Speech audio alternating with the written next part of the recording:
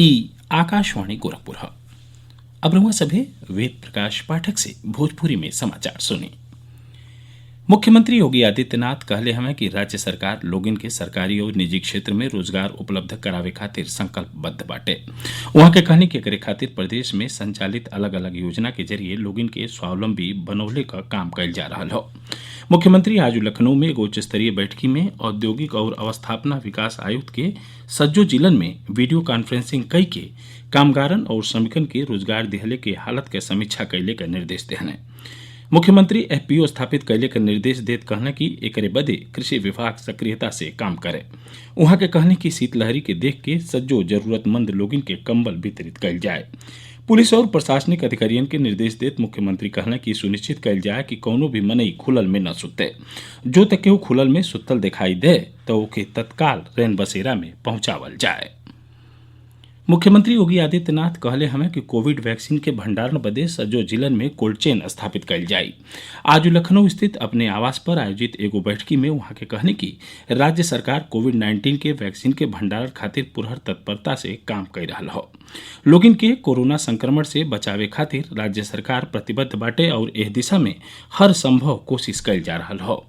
मुख्यमंत्री प्रदेश में वैक्सीन भंडारण क्षमता के 15 दिसंबर ले बढ़ा के 2,30,000 लीटर कैले का निर्देश दिले हमें। वहां के मुख्य सचिव, अपर मुख्य सचिव स्वास्थ्य, अपर मुख्य सचिव चिकित्सा शिक्षा आ अपर मुख्य सचिव गृह के टीम बना के वैक्सीन भंडारण के सुरक्षा के प्रबंध कैले का निर्देश दिले हैं। नया कृषि कानून पर गतिरोध खत्म करे बदे किसान नेता बुद्ध के सरकार के साथे छठवा दौर का बतकही करी हैं। काली पचवा फेरा का बतकही ना ही पूरा हो सकल। कृषि मंत्री नरेंद्र सिंह तोमर कहले हैं कि सरकार आपत्ति वाले प्रावधानन के संभावित समाधान खातिर तैयार हो गए। श्री तोमर आशा जतौना कि किसानन का विरोध प्रदर्शन जल्दी खत्म हो जाये। वहां के दोहरौनी की न्यूनतम समर्थन मूल्य का व्यवस्था जारी रही। श्री तोमर कहले कि सरकार विवादन के समाधान खातिर ऊपरी अदालत में गैले के प्रावधान शामिल करी। वहां के फरियौनी की न्यूनतम समर्थन मूल्य पर खरीद जारी रही। भारतीय जनता पार्टी का उम्मीदवार अवनीश कुमार सिंह लखनऊ स्नातक निर्वाचन खंड से चुनाव जीत ले हमें। वहां के अपने प्रतिद्वंदी निर्दलीय उम्मीदवार कांति सिंह के 6,403 वोटे से हरा देनी।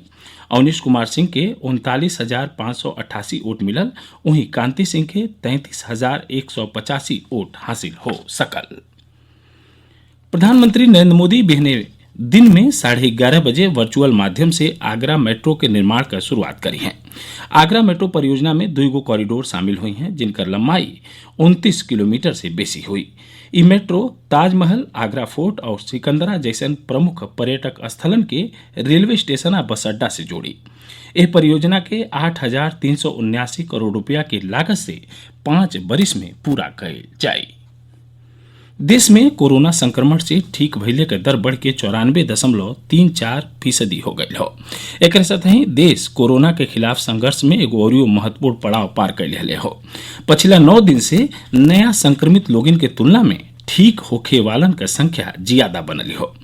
अब तक 91 लाख से ज्यादा लोग कोरोना से ठीक हो चुकल हमें।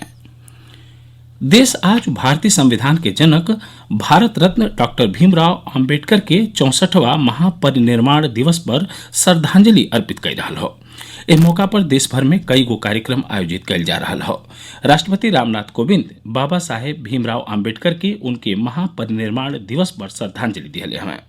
उपराष्ट्रपति एम वेंकैया नायडू डॉक्टर बाबा साहेब आम्बेडकर के महापरिनिर्वाण दिवस पर आज चेन्नई में राजभवन में एगो सादा समारोह में श्रद्धांजलि देने। प्रधानमंत्री नरेंद्र मोदी कहले हमें कि बाबा साहेब का विचार और आदर्श लाखों लोगिन के निरंतर प्रेरित करत रही।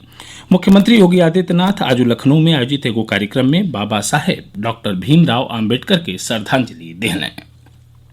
जौनपुर जिला के जलालपुर इलाका में काली देर रात भइल एगो दुर्घटना में 3 लोगन के मौत हो गई, जबकि 3 गो और लोग गंभीर घायल हो गए।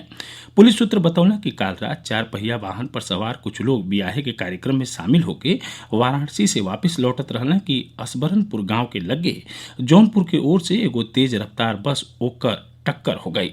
आमने सामने के टक्कर में 3 जने के ओजुको मौत हो गई। एक साथ ही भोजपुरी समाचारन के बुलेटिन पूरा भइल। नमस्कार।